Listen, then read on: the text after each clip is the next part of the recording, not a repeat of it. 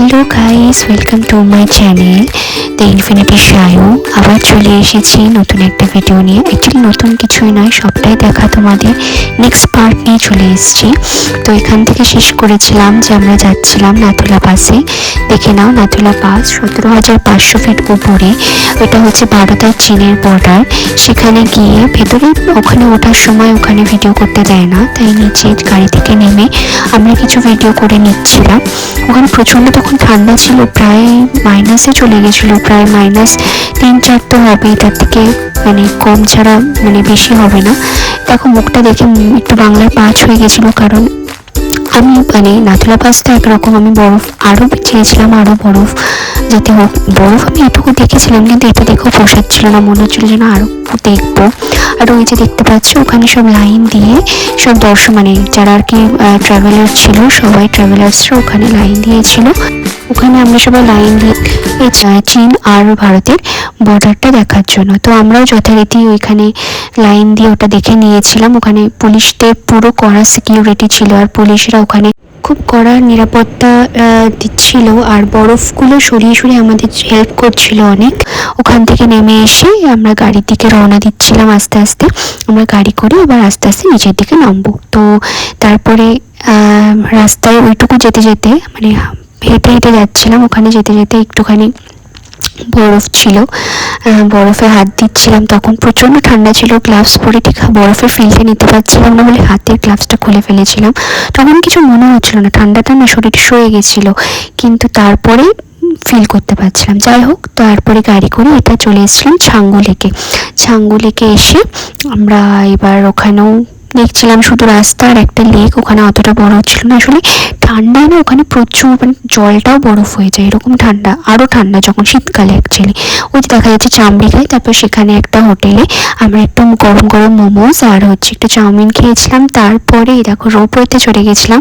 রোপওয়েতে চড়ে আমরা আরও একটু উপরে যাচ্ছিলাম। মানে এক্স্যাক্ট কতটা উপরে গেছিলাম আমরা তো মনে হয় ভালোই, মানে ওইখান থেকে মানে 17,500 ওপর থেকে আমরা প্রায় যাচ্ছিলাম। মানে বুঝতে পারছো কতটা উপরে হতে পারে। তো অ্যাকচুয়ালি একটু ভুল বললাম, মানে ওইটা একটু মেজারমেন্টটা আমি ঠিক দেখতে হবে, তো একটু ভুল বললাম, ঠিক আছে। তো যাই হোক, ওইভাবেই আমি যাচ্ছি রোপওয়েতে করে। মানে এত সুন্দর ভিউটা ছিল, পুরো মেঘের মধ্যে দিয়ে, পাহাড়ের গা দিয়ে বরফ, আর তার মধ্যে দিয়ে আমরা যাচ্ছিলাম।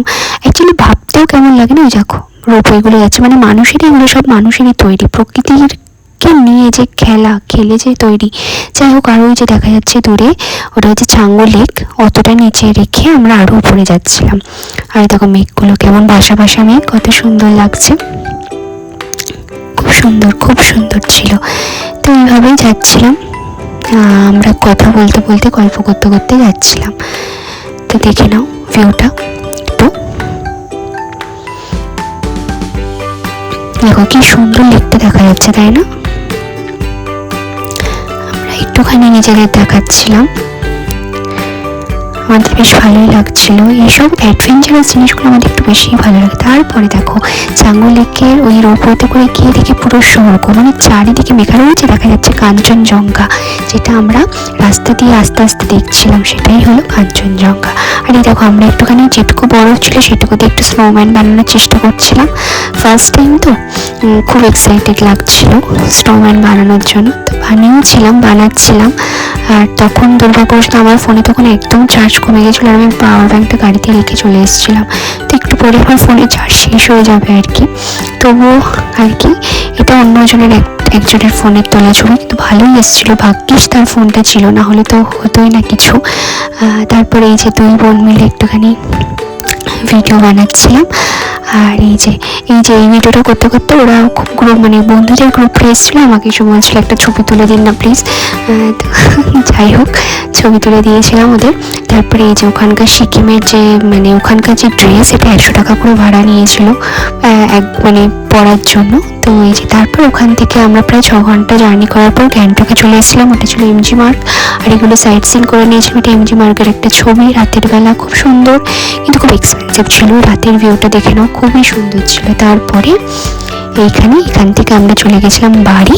Thanks for watching. এই পিছনে কাঞ্চনজঙ্ঘার একটা ভিডিও নিয়ে এখানেই শেষ করছি আমার সিকিম ব্লগ। দেখা হচ্ছে নেক্সট কোনো একটা ভিডিওতে। আর ভিডিওগুলো জানি না কতটা ভালো হয়েছে, যদি ভালো লেগে থাকে, অনেক ভুল ত্রুটি তো থাকবেই, যদি ভালো লেগে থাকে ভিডিওগুলো একটুখানি লাইক করে দিও। আর থ্যাংক ইউ, কোনো একটা ভিডিওতে আবার দেখা হবে। ওকে, বাই।